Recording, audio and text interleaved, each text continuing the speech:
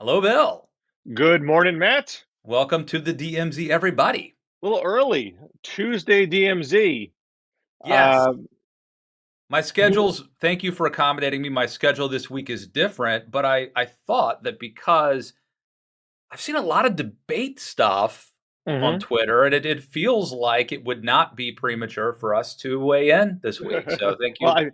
I feel bad. I haven't been able to, park myself in front of a TV and like watch every debate start to finish. But perhaps that gives me the perspective of a regular voter who only gets these things in bits and pieces. I think that's right. I mean, the average person is not even the average person in Ohio is not going to watch the entire JD Vance debate. And so they're going to see what we saw probably, which are Mhm. the clips of it.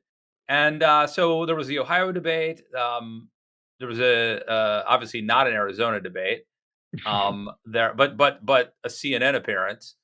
There was Utah and where else? Herschel Georgia, Walker, and certainly in one or two debates, and then one debate he didn't attend. right? So we've seen there's been a few things happening since we last chatted.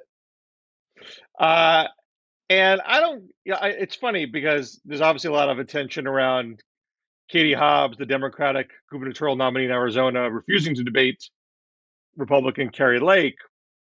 Uh, and I think if you watch the other debates, you might say to yourself, okay, maybe this really isn't necessary. Maybe there's really not a grand exchange of ideas going on here with these debates. They're exchanges of zingers and opportunities for props and violation of debate rules and trying to create viral moments. Yes. Well, Uh, you okay, the prop thing I think we should spend a second on. And by the way, I mean I don't want to make this show just us making fun of Herschel Walker, but he I should you know what? I should have had my dad's badge as a prop. Because like Herschel Walker seems to think that if it's like when my kids were little and they would get on an airplane and the pilot would give them those like little plastic pilot's wings, and then my son thinks he can fly the plane. Just having a badge in and of itself does not deputize you to actually have policing powers any more than a normal citizen might under citizen's arrest sort of stuff, as far as I know. And in fact, Herschel Walker's campaign is going to use badges as props. I read that they're going to send out, I don't know, to donors or somebody, these Herschel Walker badges, which I think just underscores the ridiculousness of it. Like, does that deputize you to run the campaign? Well, couldn't be any worse. well, you definitely have. Uh, I think this is a byproduct of Trump. That people are Republicans are thinking, Yes. My friend Van Applegate calls this trickle down Trumpism. yeah, that's a good way And I of think putting it's a it. good term. Uh, you double down, you triple down, no matter how ridiculous. Uh, Never apologize, and sneer at the media, sneer at the narrative, and your loyalist will buy in. And I am less confident it's going to work in Walker's favor. I mean, the thing is, you really need to have a big enough base of loyalists to pull that off. And Trump only had that base one time, and even then, just barely enough. It was not enough of a strategy to work two times. Uh, Now, Kari Lake is sort of an interest, and DeSantis obviously has been able to take things pretty far in Florida, and seemingly about to get away with it. Uh, though he is definitely, I think, buoyed by just an insane cash disparity. You're talking like 50 or more to one. Uh, Kari Lake, uh, and this ties into the whole question: should Katie Hobbs debate or not? Um, on one hand, you could say, yeah, look, debates are stupid. They're totally overblown as important. They almost never move the needle. But you at least gotta go through the motions, or else you look like you're running scared. So just take your lumps and get it out of the way. Uh, and look, as it stands, the two most recent polls I've seen, Lake was up by 3, although Hobbs has been up in other polls. They've now done 2 TV appearances, national TV appearances side by side. So not debates, but one then the other. And in the and look, Katie Hobbs does not come off great in any of these TV appearances. Like, she is not a sure-footed candidate. She's not a gaffe machine. She doesn't say crazy, stupid things. She's straining to stay on message, and so she ums a lot. So it doesn't come across as very, very fluid. Whereas Kari Lake is 22-year TV anchor from Phoenix, like, does her own makeup, has her home studio, never her ums home once in her studio life. puts this to shame. Oh, Her home studio puts CNN studio to shame. You know, I know. How is she doing that? It's so good. Let me I just want to pan here real quick for those at home watching, because the Zencastr setup, it's only usually showing us with like the bookshelf behind us, but this is where the magic happens. Right. I'm in a not that big of a room, and I got I don't know what you can see, but we've got some Churchill, and I got Joan Didion over here. But even with this, Bill, and I put a lot of time into. Well, you're not doing your own makeup. You need your own makeup, Matt. I need a whole team of people for this, and she's impressive as. But let me TV there's one thing. Now, I'm not saying this is the end of Kari Lake, because I don't nearly have the evidence to say that. But what's the news out of the CNN appearances? Not that Katie Hobbs gave kind of a meh performance like she always gives. It's that Kari Lake, when asked multiple times, will you accept the results of the election, win or lose, she refuses to answer directly, only saying, I'm going to win and I will accept that result. Fair point, Bill, but where do people rank that? The last time I checked, it's like the economy's way up here, inflation's way up here, and then way down here is democracy and abortion. Now, I think democracy and crime is continually low in all these issue polls. But as we have seen, if a Democrat says something defund the police-ish or progressive parole-ish, and in some cases not even saying anything at all, but just Republicans making stuff up. The clearest example of this is Mandela Barnes, who said certain things that are being used against him, even though crime is low as an issue set. So you can take something that's low on an issue set, give the Republican Party enough fodder, give the opposite party enough fodder, and it can be elevated into raising the question, are you just fundamentally out of the mainstream here, even though it's not otherwise my top issue. So I can't say at this point. I wish it mattered.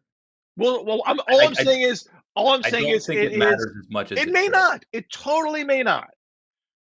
But I do think it is an open question whether Kari Lake, is this going to be a referendum on, will Katie Hobbs debate or not? I mean, it's not like debates rate high in polling as far as we know. We don't even know. It hasn't even been polled. Or is the referendum on, is Kari Lake able to run a Democratic state? If this becomes a referendum on Kari Lake, perhaps because Katie Hobbs didn't take that bait and didn't give Kari Lake the chance to make this a referendum on Hobbs, then Katie Hobbs is going to look pretty smart at the end of the day. But all I know is we had at least some headlines. The only headlines about the CNN appearances was what Kari Lake said. Now, when I scan Arizona websites, Arizona news sites, I barely find anything about the governor's race at all. It's all about this got you. The fact that you noted that got you a like from Kari Lake. Yeah, I know. It was very upsetting on Twitter. Because Katie Hobbs is trying to make something about what Kari Lake said, and so she was like, Arizonans are reading these headlines. It was a tweet of Katie Hobbs, but it was a New York Times and a CNN and a USA Today headline. I'm like, there's no Arizona headlines here. Now, Kari Lake not only liked my tweet, or someone on her team liked my tweet, she then did her own quote tweet of Katie Hobbs with a whole bunch of other headlines, most of which were also not Arizona headlines. It's all national headlines about Democrats spreading about Katie Hobbs. So I just don't know if Arizonans in general care about this race in any way, shape, or form. Yeah. Even though perhaps like our entire democracy rests upon Arizona being able to handle a presidential election in 2 years. All right, let me pause for a second. Your audio has been super bad just now. A lot of static. And what Maybe I'd it's like when I people maybe to it's do when is I maybe, maybe it's when I go to raise my voice. patreon.com/Bill Scher and contribute because Bill got a new computer and these newfangled computers do not have USB ports. So he needs to get an adapter for the microphone, and they can be purchased. I have an Anchor one that I just got. Um, but you should do that and help keep the pirate ship afloat. So if that's where it sounded staticky, I think it's when I'm raising my voice that these AirPod mics can't handle It must be, and I like you raising. I like the it. animated Bill, but I can't see. I can't cut this up and use this on the tweets if we've got the static. So anyway, Bill, I will say this. Here's another thing that I don't think is going to matter electorally, probably, but it's something that bothers me and that I'm paying attention to. And as you know, I've been very critical of Republicans, Dr. Oz, Herschel Walker, and sort of how ridiculous they are, and also the Kari Lake with the election denier stuff is horrible. But the Democrats, Bill, and I've seen clips in just the recent days of Katie Hobbs, John Fetterman, uh, and who else? Oh, and Warnock. Raphael Warnock. All three of them will refuse to say if there should be any limits whatsoever on abortion. And to me, you know, and again, I'm somebody who's in a special place. I'm someone who's pro-life and pro-democracy. Imagine that, Bill. You could have both of those things in one person. It's amazing, actually. And but just as I have a real hard time supporting Republicans who deny the 2020 election and possibly future elections, I have a hard time with people who are not willing to say there should be any limits at all. That seems like a very radical, outside the mainstream position to take. And again, three of them that I know of by my count. Well, So I now, don't think it's going to now, matter electorally, but it matters to me. I mean, yeah, two of those people are winning right now, Fetterman and Warnock. So I don't have a lot of evidence that this is a electorally fatal position to take. Now, let's be clear about this though. So I think all those three, and I think, and I've seen other Democrats do this too. When asked that question, they don't say, "Yes, I believe abortion is okay up until the very last moment of birth." They don't use that phrasing. Yeah, they won't Uh, say it, but they won't. what they say is, I think this should be a decision that remains between the woman and the doctor, and government should stay out of it. And they kind of leave it at that. Well, Raphael Now, Warnock has a much more flowery. there's I'm not trying to enough, remember how it is. there's not enough room. In the cramped Uh, space of a hospital room, there's right. not enough space for the doctor and the woman and the United States federal government. Something like that. It's obviously it's a well he's this is a well-rehearsed soundbite um that I think is a dodge. He's not answering the question. And B, I just don't think it makes plausible sense. Is the way I treat my kids now, they're they're they're born, but is the way I treat them, is our house big enough for the government to be in if I killed one of them? You know what I mean? Like, is there enough room for the federal government to be in this house if that were to happen? I mean, government is involved. Is he a libertarian? Is he an anarchist? Is he a libertarian on everything or just on this issue? You know what I'm saying? Here's, if I was in their position. Number one, I think is actually what they would actually do in practice. Again, and granted, I'm I'm injecting my own opinion into this, but that my guess is they would actually behave this way, and I think is what they actually mean. Um, what I would say more explicitly if I was put in that position is number one, we don't have a problem with late term abortions. Very, very few abortions are late term. And in almost every circumstance, it's because there's some very severe medical complication that threatens the life or the health of the mother, or that the fetus is not expected to survive. Uh, and I trust doctors who stand by the Hippocratic Oath to be able to uh, uh, handle those situations without a ham-fisted regulatory regime created by the government. Now, if I'm in the governor's chair and a bill comes to my desk that does try to put some regulatory parameters around when late abortions can happen, I'll look at it very seriously, and I'll likely we'll probably find a way we can compromise on it. But I don't think it's necessary because we don't have a problem of uh, pregnant women suddenly in the 39th week all of a sudden wanting an abortion for no reason. I just don't see that being a crisis that we're facing right now.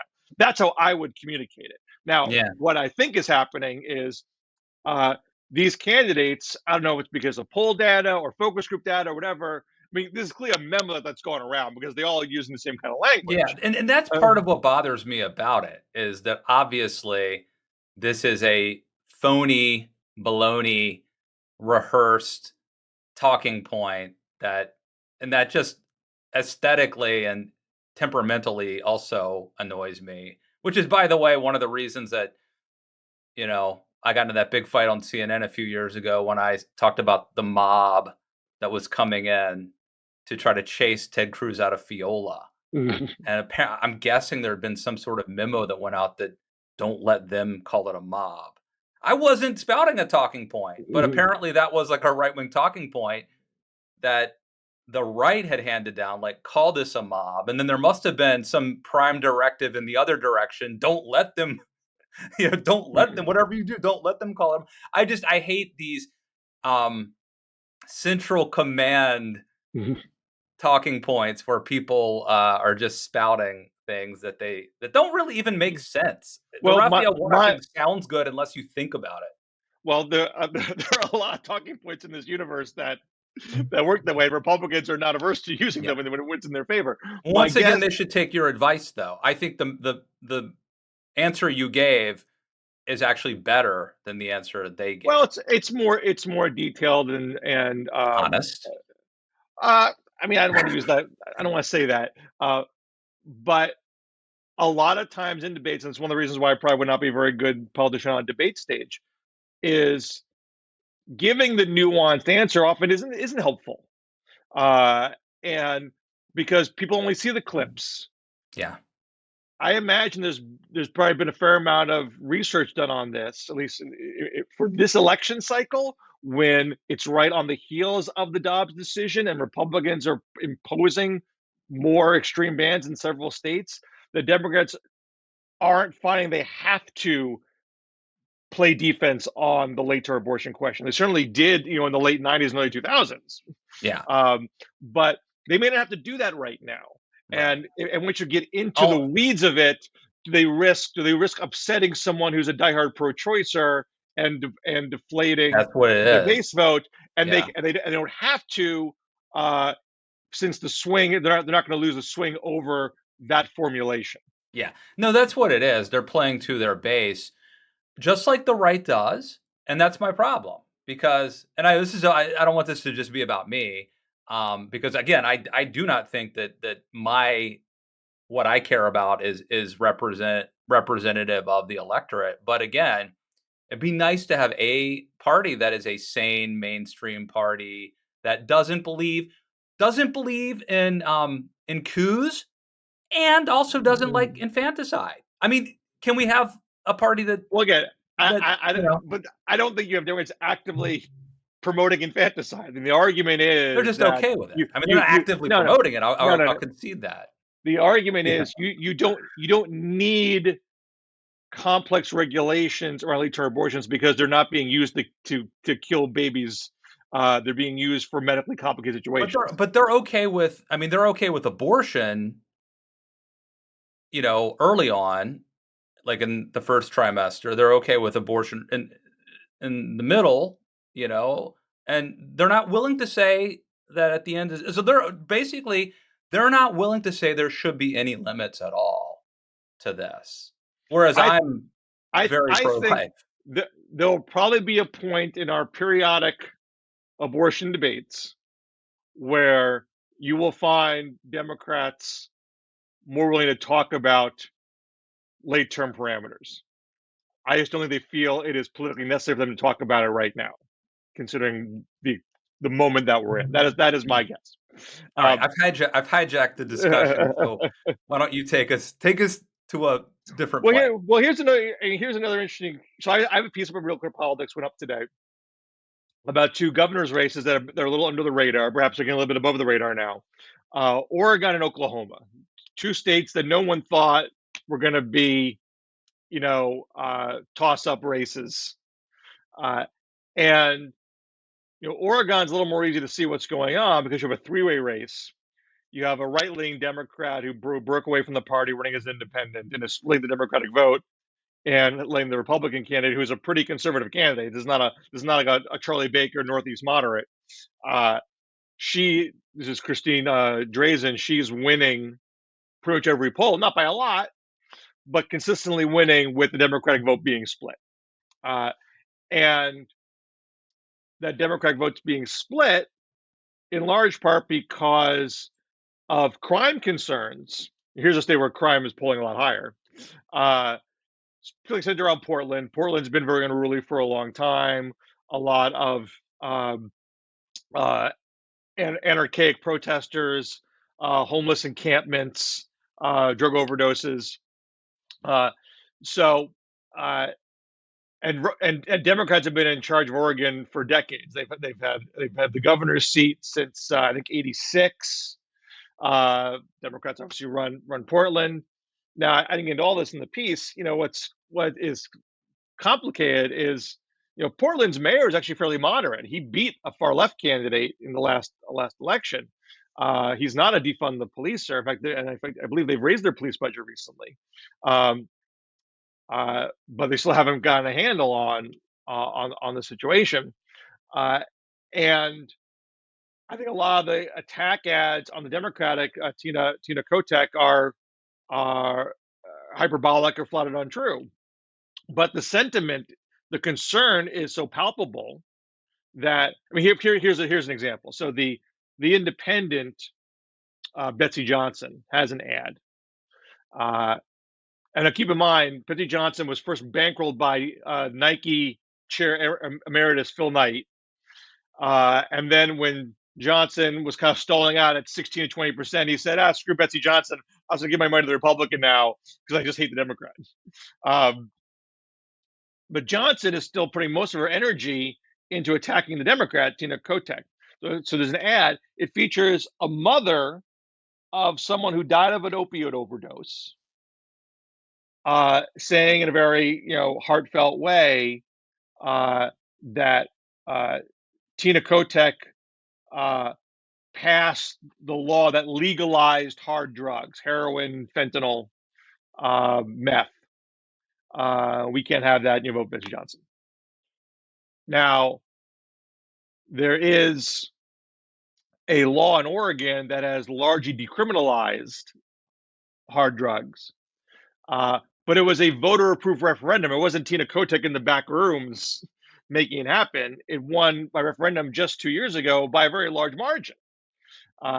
And the idea of it was, and this is a pretty bold law, I grant, but the idea was, let's stop treating this like a criminal problem and start treating it like a public health problem, and invest big resources into addiction treatment, recovery, and so forth. That money has been slow to come online, And so there's a lot of folks across the spectrum complaining about the implementation of this, including the Democrat. Democrats said, "Look, this might get too slow to get out the door. I would fix that problem." Whereas Johnson, the Republican, doesn't want to repeal the law altogether, but they can't repeal it arbitrarily. It would have to go back to referendum. And there's a poll that was just taken last month saying the board governors still like the law. It's the same level of support that it had when it passed 2 years ago. Now, I'm not saying that's the end of the story because obviously crime is an issue here. Uh, but the ad doesn't remotely tell that whole story. It just says that Tina Kotek, doesn't care about drug overdoses. Uh, and so that's making things hard for the Democrat there. But it does expose this weakening of the Democratic coalition, the majority coalition in the Oregon Democratic Party. In Oklahoma, Kevin Stitt, this is a guy who's like a DeSantis, a Greg Abbott, full abortion ban, no COVID restrictions, even recently is denying state money to hospitals that perform medical procedures for transgender minors. I mean, doing all the stuff that you think Republicans just love. And you have 3 polls now where the Democrat, Joy Hoffmeister, is leading that just came out in the past week, 3 in a row. None of the 3, no recent poll was stood ahead. And so you kind of go, what's going on here? And I don't In think that's Oklahoma, right? It was like one of, if I mean, West Virginia's in the hunt too, but I think Oklahoma was maybe the biggest Bush state, bigger than Texas, maybe even. Oklahoma is a very Republican state. Yeah. Very This is, Republican. Texas is kind of purple. It has big blue cities in Yeah. Houston and Dallas and Austin and San Antonio. I think when it comes to Trump, it was like West Virginia, Wyoming, and Oklahoma might be among the Trumpiest states. So what's going on here? I would not put abortion high up on the list, but the Democrat is, she says, I'm personally pro-life, but we need to have abortion available for people who want it. So she's effectively pro-choice. Now she is been elected statewide twice as the state superintendent of schools. She won both those races as a Republican. She only switched parties last year. And she is, she's hitting Stitt on corruption. There was a scandal earlier in the year involving apparently inappropriate state parks department contract to a restaurateur, and the tourism board resigned in disgrace. And there have been a lot of ads about that. And the Hoffmeister ads just talk sort of generally, I'm tired of the extremes. I'm tired of pitting neighbor against neighbor. She doesn't get into abortion specifically or transgender issues specifically, but she talks more abstract about it. And someone who's Oklahoma, born and bred, has some name ID in the state, having run before, and to take these polls at face value, it's working. And the stick campaign thinks it's working because they started running negative ads against Hoffmeister. And to go back to Oregon for a second, look, Drazen is very conservative, was in the state legislature, was kind of a Mitch McConnell type, very obstructionist. But in a recent debate said, in all likelihood, I'm going to be working with the Democratic legislature. The only way you're going to get some compromise is with a Republican governor. So she's playing a bipartisan card, even though she doesn't emphasize it as much as the independent Betsy Johnson does. Again, I can't say either one of these races is going to actually flip. I mean, very possible in the home stretch, base voters come home.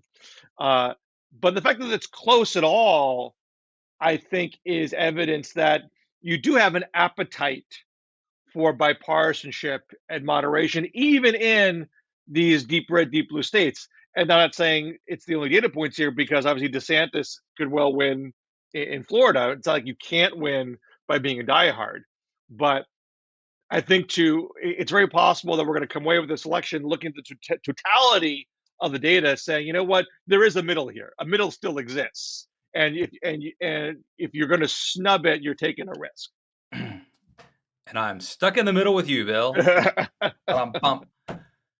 Um, let's see. Speaking of the middle, I wrote a piece at the Beast about Ben Sass leaving.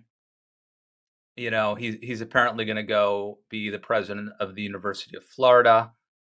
Probably going to make a lot more money, probably around like $1 million. I think members of Congress get paid about 174,000 a year. Although Ben Sass made a lot of money from book revenue as well. Um, but whatever the case may be, I took it as an opportunity to talk about how, like, during the Trump era, this whole generation of what people thought might be conservative rising stars were either sort of co-opted and discredited or just got out of politics altogether. So like Bobby Jindal, I don't even know what he's doing. Um, Scott Walker, I think, is running Young Americans for Freedom.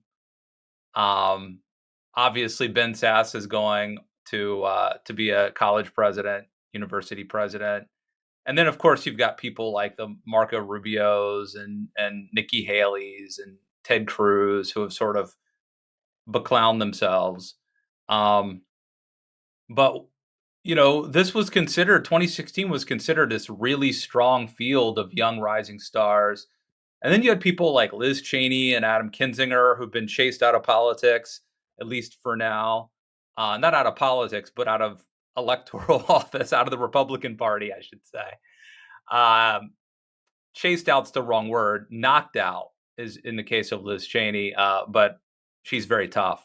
I'm not dissing Liz Cheney. I have a lot of admiration for her toughness. Um, and then people like Justin Amash.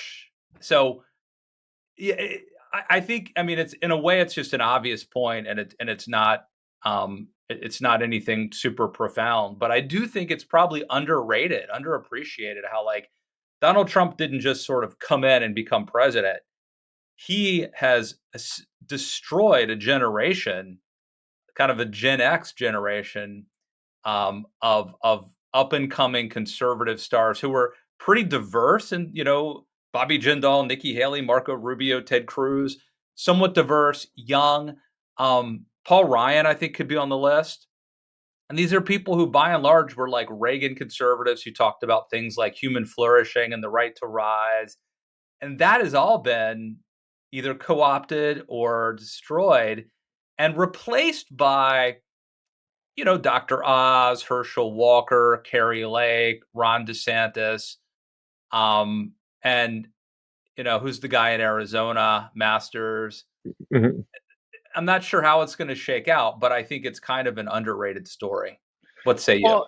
Well, I mean, I wouldn't necessarily put every person you named in this bucket, but certainly a generation of policy-minded conservatives have been kicked to the curb.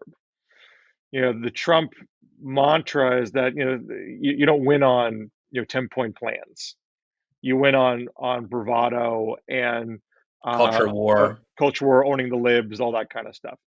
And you maintain your base loyalty by not just thumbing your nose at the media, but at the basic notion of democratic systems and accepting outcomes that don't come your way, which is all roundabout ways to saying these people are basically authoritarians. So if you don't want that, if you want the Republican Party to be a policy-oriented Democratic Party, you have to get the authoritarians out. You have to stand up to that. And even these policy-minded Republicans were bad at that. They did not. I mean, with the lone exception of Liz Cheney, they did, and a few others in the House, like Kinzinger. They did not stand up to it. They were mealy mouthed about it. And maybe they whined occasionally here and there, like Ben Well, Sapp. and Cheney and Kinzinger went along with Trump until January 6th, Yeah, basically. I mean, but at least they found their limit. Yeah. I mean, maybe they were late, but they found it. Uh, so others just slunk away quietly, like Ben Sass. I'll go make some Yeah. money Or at the someone I university. didn't even put in my piece is Elise Stefanik, who went the other way. Right. I Just mean, just bought in. yeah. And here's another case of somebody. I don't know if we can attribute to this, but Chuck Grassley now apparently is in a dogfight in Iowa. I mean, just one poll, but it's a seltzer poll which everyone treats as gospel in Iowa, and then I think I respect Ann Seltzer completely. I just don't treat any pollster as being perfect. Yeah. So I think it's possible that this is overstating the case, or even if it is 3 points, 46-43, that those undecideds will go Grassley's way. And His opponent has outraised him, right? in the last quarter, though, In the quarter, okay. their cash on hand is comparable. So I mean, it'll be Mike Franken, the Democrat, will be able to run his race. He's not going to swamp Grassley on the air, but he can run his race. And it seems like the primary reason that this is competitive is that Chuck Grassley is 89 years old. He is 9 years older than Joe Biden. He would be 95 if he survived this whole term. Now that wouldn't break the record. There are people who have been older, and Grassley seems to be in okay shape. Like I've not been aged about Joe Biden, and I I wouldn't. think This is why. I think Chuck Grassley goes to all 99 counties Yeah, every year, yeah. something like that. He puts in the work. But he also is someone who I think has always wanted to be seen as bipartisan, policy oriented. I mean, I think Steve Dennis at Bloomberg notes that there are all sorts of bills that get passed when Grassley's on board, and all sorts of bills that don't pass when you don't. Um, so I mean, he does try, but he certainly hasn't tried as hard as he possibly could, and is certainly said some Trumpy things to try to serve. I mean, Iowa is a very weird state. It went like +9 Obama to +9 Trump. I think it's the widest swing of any state, which of course might make you think, well, I guess we're Trumpy now, so let's go be Trumpy. But maybe Iowa is just weird. Maybe Oh, Iowa it's still definitely swings. weird. And Mike Franken is kind of gruff and crusty like Chuck Grassley. He's not some college educated soy boy, so he might just be the right fit for Iowa. Let me tell you a quick Iowa story. My first job in DC politics, I was working at this great organization, in my opinion, called the Leadership Institute, and we were going around the country putting on these campaign schools, effectively. But at this time, instead of like working, it's a nonprofit organization, but instead of working with like conservative organizations to sort of pick when we were going to go where, this is before I came on, but they were just unilaterally picking cities and dates to go.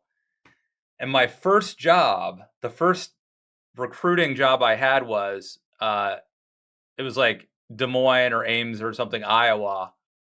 And my job was to get candidates and activists to show up at this seminar. And I start calling out, remember, I'm from Western Maryland. I start calling out to Iowa, talking to conservative activists and leaders. And it would be like, they would tell me like, well, that's awesome that you're coming out here, but that's the day of the Pork Expo. And I'm like, Pork Expo? Like, I never said this, but like, why are you telling me this? Like, we're doing a campaign school and you're telling me about some Pork Expo? Like, that's completely irrelevant. But like, literally everyone I called was like, yeah, it's just really bad timing. We'll do what we can, but the Pork Expo is that day. And I'm like, what does that have to do with the price of tea in China? And then, of course, eventually I found out that like the Pork Expo is this huge political event. I think like Bush was there, and Liddy Dole was there, and like everybody was there, and we still managed to get like 24 students at the Des Moines Holiday Inn, as I recall. But it was very difficult sledding.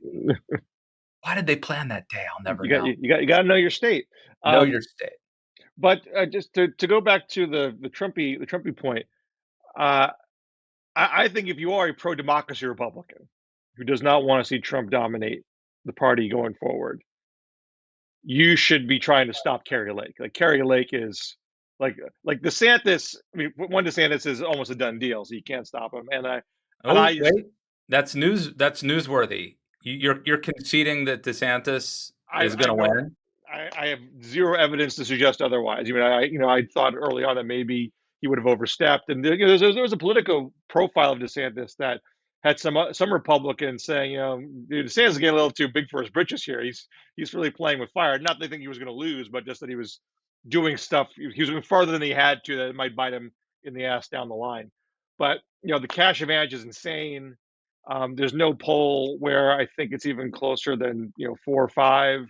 As I've said to you, as I said recently, we have no example of an incumbent governor losing re-election in the last 10 years with a lead bigger than 2.5 points. And that was Matt Bevin, who had 2.5 in Kentucky and still lost. So until I see someone within 2.5, I'm not going to take that as a real pickup opportunity. And Chris, I'm sure the hurricane didn't help either. So is it so Trump's run? If Kari Lake wins, Trump's running mate will be Kari Lake, Elise Stefanik, or Tulsi Gabbard. Go. I think Trump will be very intrigued with a Tulsi Gabbard VP. I think he would like the optics of that. Because she was a Dem? She was a Dem, so she prosecutes the Dems are too woke case with a veneer of credibility for that reason. Woman of color, very telegenic, very good on TV. Out of central casting is what Trump would say. Now, of course, Kari Lake is out of central casting too. Is she a woman of color? Tulsi Gabbard? Yeah. Yeah, I don't know. I don't see color, Bill. I mean, she's from Hawaii, right? I don't know. She's Samoan. Is she? Yeah. Okay. I don't know. And she's very, looks great. Tan. I don't know. And she's Hindu, though she's from a certain Hindu sect, but she would be the first Hindu, vice president. I think she might have South Asian heritage. So forgive me if I don't have it exactly right, but she's definitely a person of color. Tulsi just recently announced, I'm leaving the Democratic Party, as if anybody cared, as if she ever had any real, base in the Democratic Party at this point. And now she's campaigning for Bolduc in New Hampshire. And it's one of the Republicans she was stepping forward now, and now Kari Lake. And Bolduc, I can kind of see, because she is this neo-isolationist, American firster type, and Bolduc's in that camp. So they're both military vets, so I can sort of see why she would do it, even though it's a losing battle. Kari Lake, there's nothing in Kari Lake's issue set that has any overlap with what Tulsi Gabbard's voting record or rhetorical set of issues has been. So the only reason I can think that she would wade into that race, and it's not like Katie Hobbs is the most wokest Democrat running for office here. She's a pretty just generic Democrat. I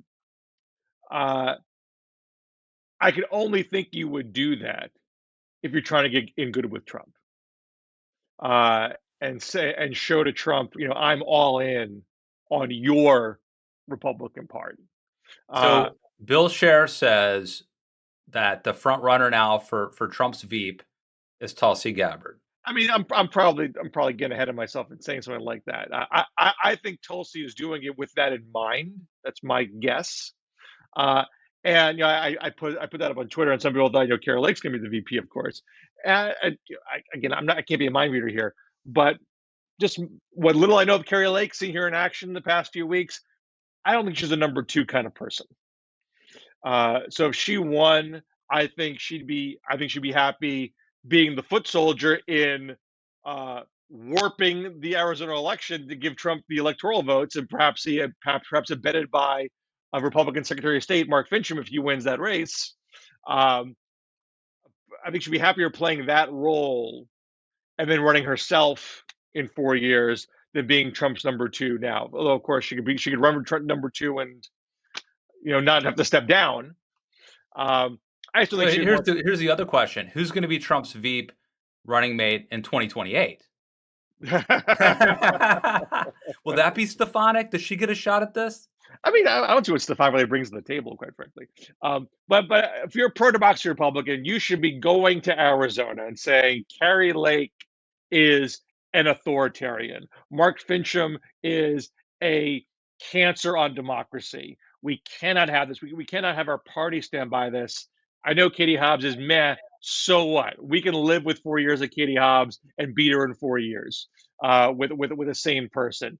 Kari Lake. I mean, this is literally like Huey Long territory with Kari Lake. She should scare the bejesus out of everybody. And on that note, we're going to try, Bill. It's not official yet, but we're going to try to do a DM Zoom, maybe this week, between now and the midterms, and we're going to try to do a Halloween DMZ. We won't say our costumes, but I guess the week before Halloween, we're going to be in costume. So stay tuned for that, and do what you can to help Bill get that adapter at patreon.com/Bill Scher. I'm Make not it even going to rain. plug mine this week. We need to do something about this sound.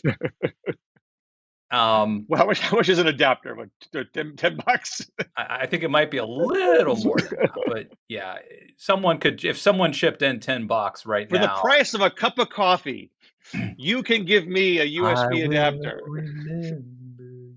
Are you supposed to keep going? Anyway, thank you, Bill, for doing it a little early this week, out of our rhythm, but I think it was a pretty good show. I think we ended very strong with I want to with you I want comparing to Kari Lake to Huey Long. I think was solid.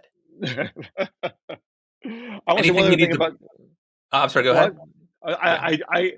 I'm not saying this is a toss-up category yet, but I am keeping my eye on South Dakota. Democrat Jeremy Smith there, I think, was the most recent poll had him 4 points behind, I want to say, which is not quite close enough for me to really take it too seriously. But Noam barely won the last time round. That was a 4-point race, I think, 4 years ago. So I'd keep an eye on South Dakota to see if that gets a little tighter. Very interesting. All right. Check out Matt Lewis in the News podcast. Check out my column at The Beast, and check us out here next week in the DMZ.